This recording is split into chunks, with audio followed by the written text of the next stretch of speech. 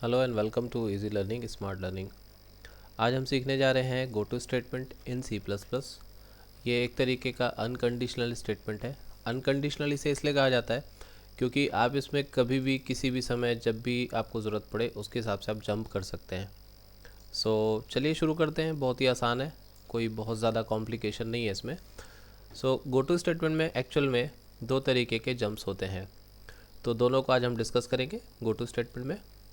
पहले ये समझते हैं कि गो टू स्टेटमेंट में किन किन चीज़ों की ज़रूरत पड़ेगी। सबसे पहले हमें गो टू की ज़रूरत पड़ेगी, ये कीवर्ड होता है गो टू। और हमें ज़रूरत पड़ेगी एक आइडेंटिफायर की। आइडेंटिफायर या फिर आप इसे बोल सकते हैं एक लेबल की। जिस जगह पे आपको जाना होगा, गो टू करना होगा। गो टू मतलब जिस जगह पे आपको कहीं जाना है तो you have to specify the name of the place. जैसे go to school, go to market अब बोलते हैं, वैसे ही हम गो टू प्रोग्रामिंग में अगर हमें अपने प्रोग्राम के कंट्रोल को किसी जगह पे भेजना होता है तो वी नीड एन आइडेंटिफायर। ये आइडेंटिफायर या लेबल जो है ये कोई कीवर्ड नहीं होना चाहिए। अगर आप कीवर्ड यूज़ करेंगे तो ये गलत हो जाएगा। अगर आप कोई फंक्शन जो ऑलरेडी डिफाइंड है उसका नाम इस्तेमाल करेंगे तो ये भी मतलब गलत हो जाएगा। तो आप क्या यूज़ कर सकते हैं, जैसे आप वेरिएबल के नाम डिक्लेयर करते हैं, नया नाम होता है, तो ये वेरिएबल नेम जैसा एक यूनिक आइडेंटिफायर होना चाहिए और इसे आप उस पर्टिकुलर सिर्फ गो टू के साथ में यूज़ कर पाएंगे। तो you don't have to declare variable के नाम में और गो टू के लेबल के नाम में डिफरेंस ये होगा कि इसको आपको डिक्लेयर नहीं करना पड़ेगा, सिर्फ आपको जगह बतानी पड़ेगी, नाम लिखना पड़ेगा कि भाई ये नाम है, आप इस जगह पे चले जाओ। तो आप एग्जांपल देखेंगे तो और अच्छे से समझ में आएगा। चलिए एक एग्जांपल देखते हैं।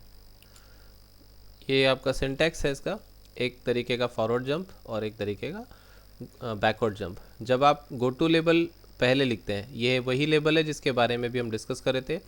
इसकी जगह पे आप कोई भी एक नाम लिखेंगे जो यूनिक होना चाहिए। ये नाम कहीं और यूज़ नहीं होना चाहिए, सिर्फ गो टू की जगह होना चाहिए। ये कोई कीवर्ड नहीं होना चाहिए, कोई फंक्शन का नाम नहीं होना चाहिए। तो जैसे आपने यहाँ पे गो टू लेबल लिखा है तो इसके बाद लिखे स्टेटमेंट तो एग्जीक्यूट होंगे, लेकिन अगर ये तभी होगा जब यहाँ पे गो टू लेबल जैसे ही आएगा तो ये सीधा यहाँ से क्या करेगा, जंप करेगा। तो इसके बाद में जो भी स्टेटमेंट्स लिखे हैं वो एग्जीक्यूट नहीं होंगे। अब ये होंगे कि नहीं होंगे ये हम प्रोग्राम में और अच्छे से समझेंगे। एक होता है बैकवर्ड जंप जिसमें लेबल पहले होता है, ठीक है, ये वही लेबल होगा जो नीचे गो टू लेबल के साथ में लिखा होगा। तो जैसे ही गो टू लेबल आता है तो ये रिपीट होता है। ये जो बैकवर्ड जंप होता है थोड़ा सा डेंजरस होता है। इसके क्या डेंजरस है ये आपको इसी लेक्चर में पता चलेगा आगे। अब इसका एक एग्जांपल हम प्रोग्रामिंग में देखेंगे कि go to label how it works, कैसे ये काम करता है। ये एक प्रोग्रामिंग एग्जांपल है। जैसे इसमें हमने क्या किया है, एक वेरिएबल लिया है इंट नम। इसमें हम मैसेज दे रहे हैं इंटर अ नंबर। चलिए एक नंबर ले लेते हैं हम, लाइक 5 हमारा इनपुट है। ये स्टोर हो जाएगा नम में।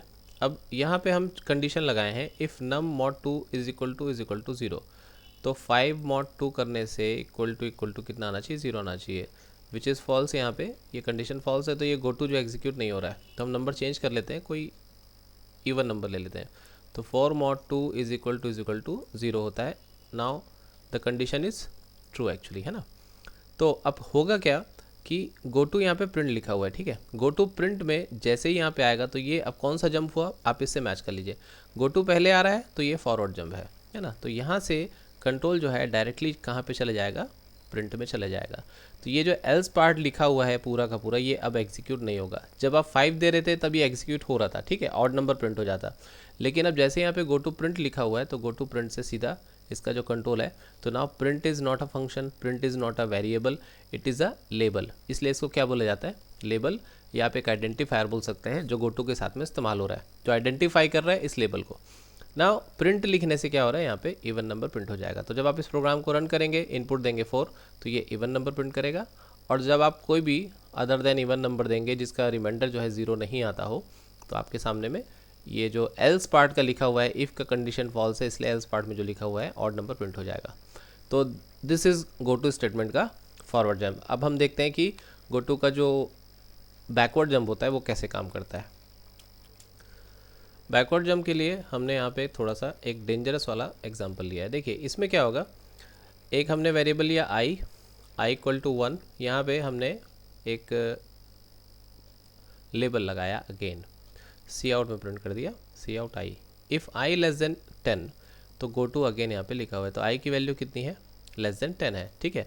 तो ये क्या करेगा, यहाँ से इसका कंट्रोल जो है बैकवर्ड जंप मारेगा, इसको अपन इसलिए बैकवर्ड जंपर भी बोलते हैं। ये इसका सिंटैक्स आपके स्क्रीन पे लेफ्ट साइड पे दिख रहा है।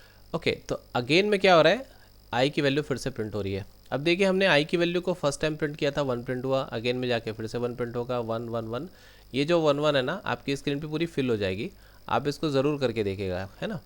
तो अगेन एंड अगेन क्या होते जाएगा, ये आपका जो गो टू स्टेटमेंट है ये क्या करते जाएगा, इसको अगेन एंड अगेन 1 प्रिंट करते जाएगा, बार बार कंडीशन चेक करेगी क्योंकि हम आई की वैल्यू को कहीं पे चेंज कर ही नहीं रहे।